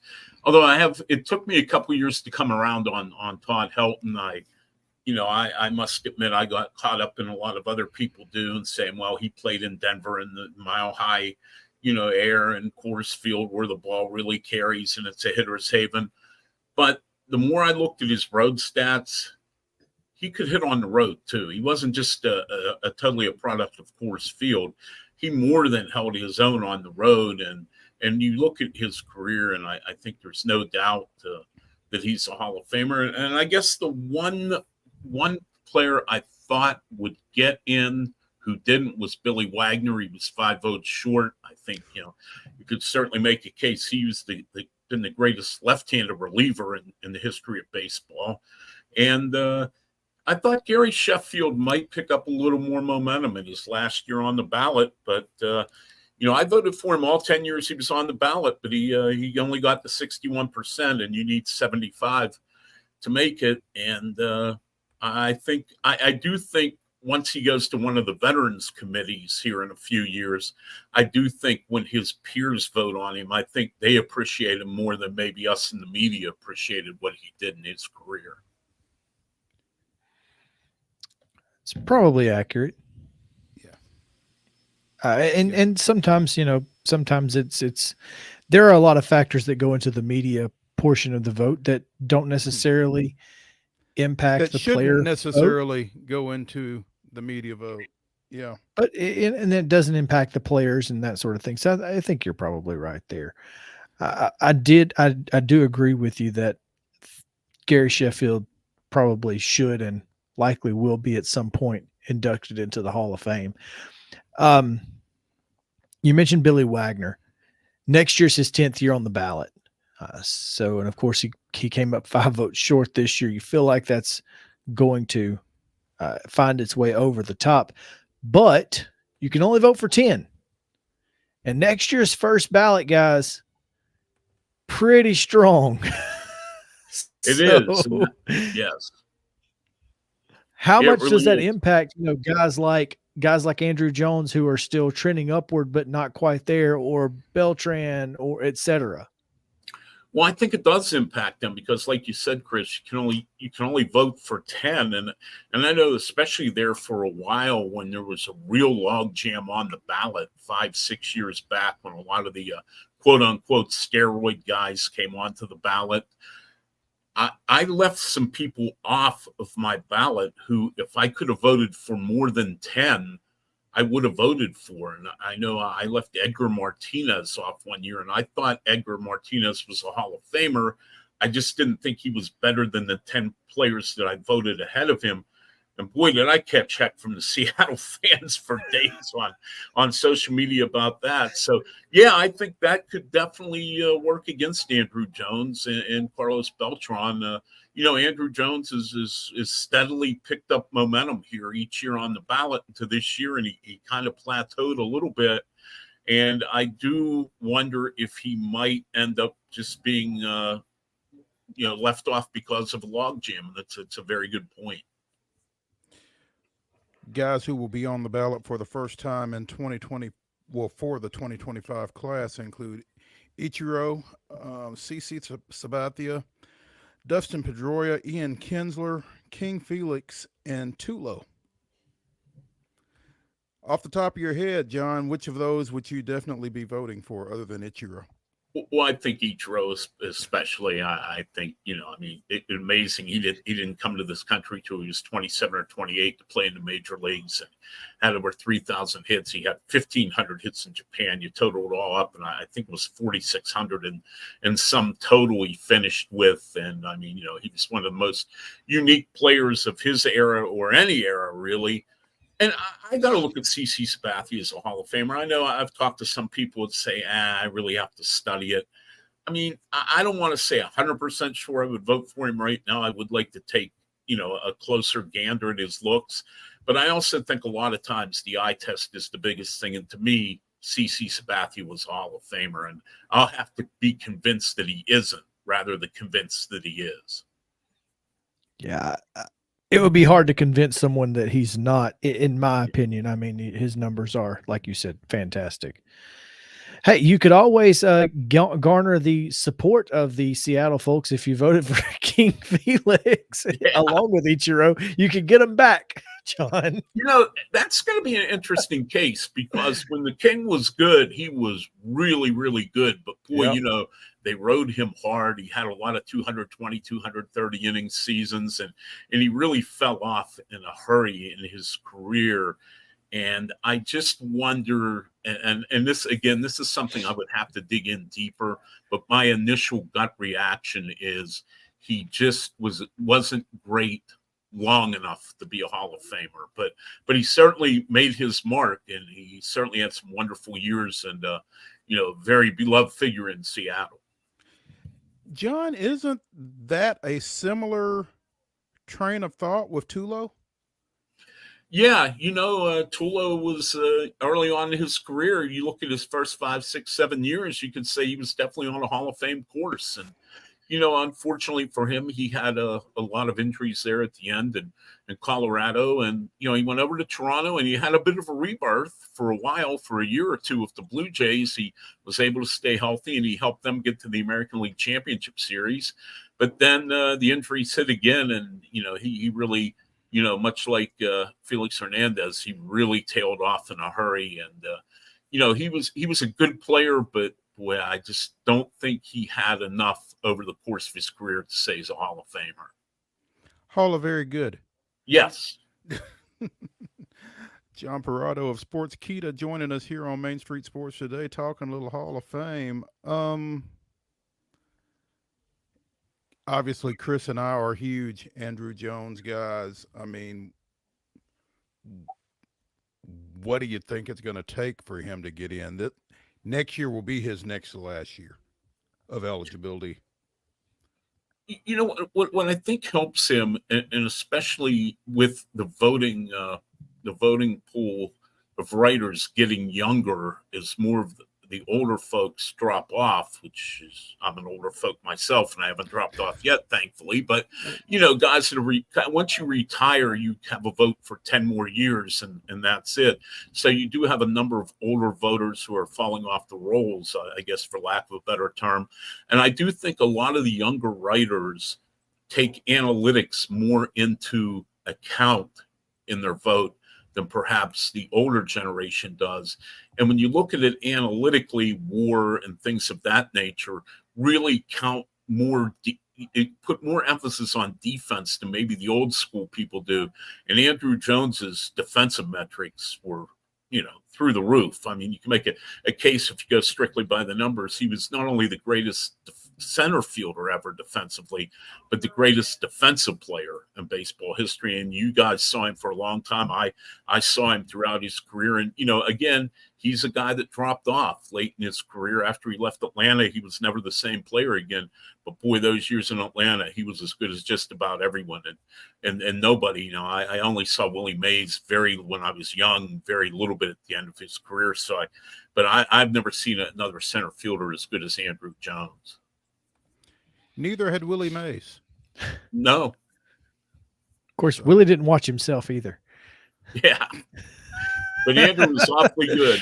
Andrew was awfully good. And I do think the defensive metrics that have been developed here in the last 10 to 15 years have really helped his case.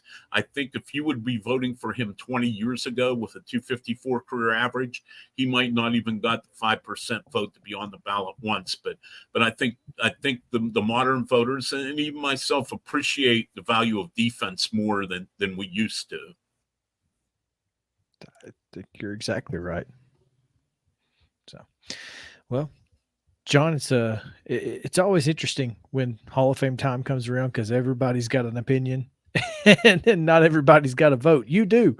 And so we appreciate your opinion a little bit more than most. And absolutely. It's a fascinating process. It really is. Nothing sparks more debate than Hall of Fame discussions. And I think it's great. I think it's great for the game. It's great for the Hall of Fame. And it's fun because everybody looks at a player differently. And in a lot of ways, there really is no right or wrong answers to a lot of these debates.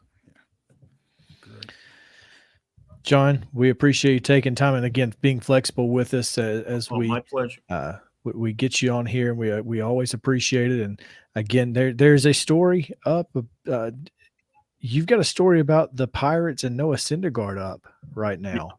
Yeah. And that's an interesting thought process. I bet he's got a story up on Aroldis Chapman as well. Well, yes, I was going to say that's it looks like Pittsburgh is putting together some ideas at least. So good for them. They keep saying, the manager and the general manager and the owner and the players all say they plan to contend this year. I look at that team right now and I still see a hole in the starting rotation and lacking one more big bat in the lineup. But, it's a winnable division in National League Central. There's no overpowering team in the division. So, they did win 76 games last year after losing 100 the previous 2 years. So they are on the upswing, and the division is wide open enough that, anyone can dream it this time of year. Maybe O'Neal Cruz is that big bet. That would help if he comes back strong. And, we saw him, the writers 3 weeks ago, the Pirates had their fan festival right after the holidays that weekend. And he was there and he said his ankle feels fine. He played some simulated games at the Dominican Academy. And, he's a tremendous talent. I won't say he's a tremendous player yet. He still has a way to go, but he has a very big time power. He's very fast. He has a cannon for an arm at shortstop. And really, and I hate to say this because I've seen this with other players, but the sky really is the limit with this guy. If he puts it all together, he'll be one of the top 5 players in the game if he puts it all together. If you ever get a chance to get a ticket to a Pittsburgh-Cincinnati game with O'Neal Cruz and Ellie De La Cruz, take it. So absolutely. Yeah. Hey, John, we appreciate it, man. Oh, my pleasure. Thanks for having me, guys. Always good talking with you. You too. All right, we'll take a quick break. When we come back, rapid fire right after this.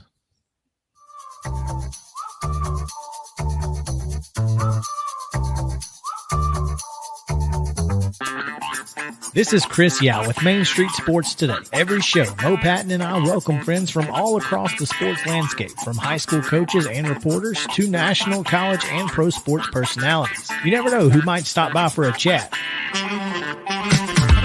AP Tennessee sports editor, 3-time Tennessee Sports Writer of the Year 2020 TSWA Hall of Famer. She covers the Titans, the Predators, the Grizzlies, college football, and hoops.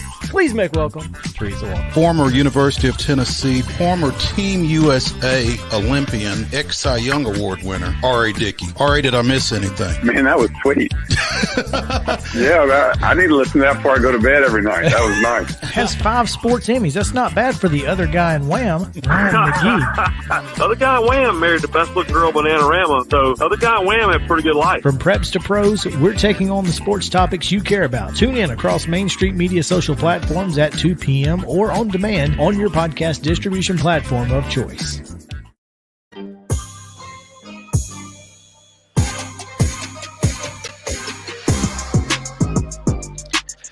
Welcome back in. Time now for a quick look at topics from around the sports world. because Yeah, there's and a lot of football, but not just football. yeah, let me wedge one in real quick that ain't down there too. 5 o'clock today at Summit, the Region 6 AA dual wrestling tournament will take place. You've got Nolensville and Brentwood wrestling, you've got Summit and Ravenwood wrestling, and you've got those winners wrestling. The two semifinal winners or the two championship teams will advance to sectionals this weekend and trying to get to next weekend's state duels. So, all right. Go ahead. We'll start. We've got a lot of coaching stuff. Obviously, Jim Harbaugh has been, we've talked about that, but don't know if you've seen this. Dino Babers, offensive coordinator, Arizona. Good for him. So that's a big win for that staff, and hopefully he gets paid. Yeah. Hopefully the check's clear. That's all I can say for it. That's a good thing. That's good. Good for Arizona. That's a solid hire for them. In the NFL world, so the Raiders, the Titans, the Chargers, and now the Panthers have a head coach. Yeah, the Panthers named named former Buccaneers offensive coordinator Dave Canales as their new head coach. And I wonder if his work with shorter quarterbacks played a role. It's an interesting thought. Probably. I mean, Baker's not a big guy. No, and I wanted to get Justin's thoughts on this because I heard since he's a Baker guy, a rumor from, I guess social media is what it is, that wherever Bill Belichick ends up, Baker might be getting a call. Because I didn't know this. Bill Belichick had the 32nd pick in the NFL draft the year Baker Mayfield came out, and he still sent Josh McDaniels to Norman, Oklahoma to work out Baker Mayfield because he liked him that much. Wow. Goat recognized Belly and Baker? Belly and Little Baker. Belly Baker action, bro. I feel like that would be cool to watch. What a gritty combo. That's both on the tail end. Nothing to lose. Nothing to lose. Just out there and cook, bake. I'm just saying, I thought that was an interesting. That's very intriguing. Yeah. I had never heard the story about him sending McDaniels to work him out. So now that I know that Belichick was a Baker guy, even though he knew he was going number 1 overall, he still went down there and worked him out. Daniel was like, why? Doing your due diligence because you never know. So anyway, yeah, Canales I think it's a good hire for the Panthers. I don't know if it's a great idea on Canales' part, but I guess you got to start somewhere, and if you want a job, that's one you can take. There's only 32 of them. So there you go. Yeah. Associated Press NFL Comeback Player of the Year finalists. Speaking of Baker Mayfield. Speaking of Baker Mayfield, he is one of the 5 finalists for that award, along with fellow quarterbacks Joe Flacco, Matthew Stafford, and Tua. And the 5th finalist is DeMar Hamlin.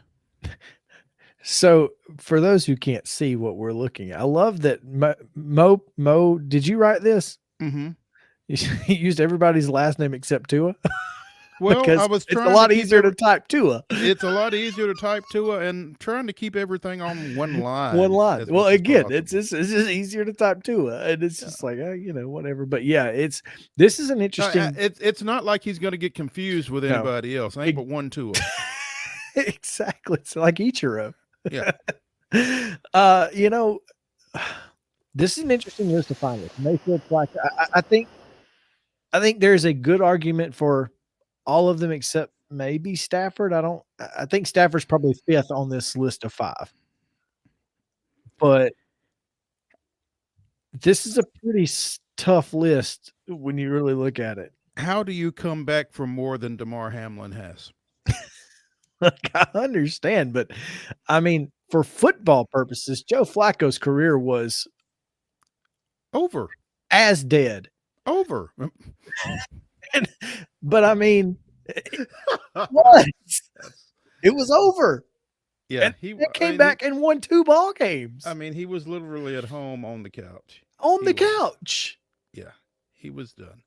He was done, and you know, cool with being done. So it'll be interesting to see how this goes. Oh, it definitely will be interesting to see how it goes. DeMar Hamlin is kind of my favorite in the clubhouse. Yeah, I mean, logically speaking, the fact that you can even be on the team and find the field. Obviously, he didn't play nearly as much as he was before. He didn't, you know, there was a lot of limitations on his playing time, but he played. And that's enough for me. Yeah. Also, what I feel like is a no-brainer. Pro Football Writers Association Coach of the Year. Yeah. PFWA's Coach of the Year, D'Amico Ryans. No surprise there. I don't think. You wouldn't think. You wouldn't think. And like I said, anybody that gives that award this year that doesn't come to this same outcome, you got to look at it a little askew, as they say. So. Let's see. No more NFL news to get to, so let's get into the Nashville Sounds, who have announced their 2024 coaching staff. Sweet. Gotta love it. Yeah. Rick is back at the helm.